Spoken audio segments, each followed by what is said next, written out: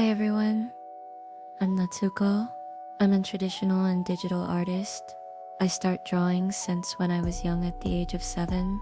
I draw and learning by myself. I start my journey on digital art since 2022 or 2023, I don't know the exact year, but even I start from that year, I still lack of experience or knowledge. Like perspectives, compositions, and also colors, because back then I just simply sketching on my paper of some characters, copying the characters on image, and I don't have an idea that there's a proper way to draw it.